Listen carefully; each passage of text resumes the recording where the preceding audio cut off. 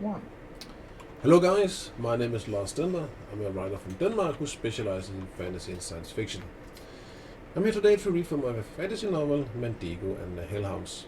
If you want to know more about me and my books, please follow me on Facebook. Mandigo and the Hellhounds, Chapter 62. Above, in the inner courtyard of Bloodstone, chaos reigned. The twister above the fortress had sucked all of the merlins, dozens of dracoids, loose objects, and nearly all of the fortress's wooden buildings into its grinding black maw.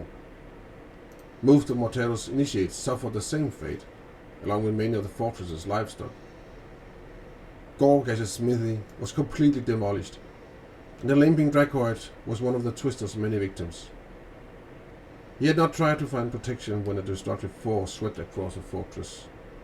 On the contrary, he remained standing stoically in the middle of the smithy, with his arms around his anvil, when the twister hit him, as though he had anticipated that something like that would happen.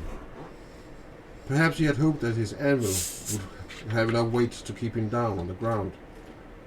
No one will ever know. He disappeared in the tornado's all-consuming whirlpool along with the rest of the smithy, except for the anvil, which remained standing. Several of the castle's towers gave way under the pressure, and they started to fall, one after the other, opening more holes in the curtain walls and killing more of Mortero's soldiers. And then, all at once, it stopped.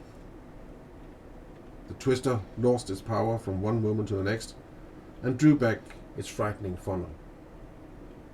The dark, whirling mass of clouds above Bloodstone broke up, and a few survivors among the fortress inhabitants carefully stuck out their heads. They could see that the solar eclipse was over, and that the sun was shining from the cloudless sky. Casper and Jasper were among the survivors. Practically deaf from the roaring of the tornado's fury, they staggered out into the inner courtyard, shocked by the devastation they saw before them. The stables they had been sheltering in lay in ruins, and the only reason the two wizard apprentices had been lucky enough to survive was because they had been hiding in a small well in the furthest corner of one of the stalls. Several of the other survivors at Bloodstone staggered semi-consciously around the courtyard among the dead and wounded, unable to fathom what had happened. For a long time, a death-like stillness hung like a pall over the place. Suddenly, a wolf howl blared on the slope below Bloodstone, to which a chorus of other wolves immediately responded. And following the wolf howl there were battle cries from several hundred warriors. The invading army had, from its position on the outer curtain wall, followed the tornado's rampage with awe. When the soldiers now saw how damaged the fortress walls were, they took it as a sign from God that their cause was justified, and that victory was near. Magdan, king of the forest, knew better. But that wasn't so important. The only thing that mattered now was to end the battle over Bloodstone and to release the prisoners, which included Mandigo, among others. The great wolf led the final assault on the fortress. But Bloodstone was still not completely defenseless. Their necromancer, Null, had survived. He had been hiding deep inside the sturdy gatehouse in the inner curtain wall when the tornado had reached its peak. He now ventured forth from behind the parapet and machicolations on the roof of the gatehouse, the better to ascertain the damage. He was somewhat dizzy, but when he heard the wolves howling and the battle cries from the invaders that were advancing once more, he immediately took action. Sherai, Edud Ergek, he cried with a look of madness in his eyes, as he stretched his gnarled hands out to the sides with his palms facing upwards. Sherai, go, Pamamekip, and Ringebini. A shadow sprang forth from the wizard and darted across the landscape, and soon afterwards all the dead warriors and dracoids on the plain were back on their feet. Casper and Jasper approached the keep when a skeleton had a hand suddenly shot up through the ground and tried to grab Casper's legs. He barely managed to dodge its grasp, but he got a real scare. Skeletons and mummified bodies emerged from several other places and behind the walls and started heading towards the main gate on wobbly feet. Anyone unfortunate enough to cross the pass was captured and flayed to death. The resurrected dead spread fear and terror among the ranks of the invaders. The zombie-like corpses gathered their weapons and resumed the battle they had been in the midst of the fighting before they were slain the first time. Only this time, they couldn't feel pain if they got hit.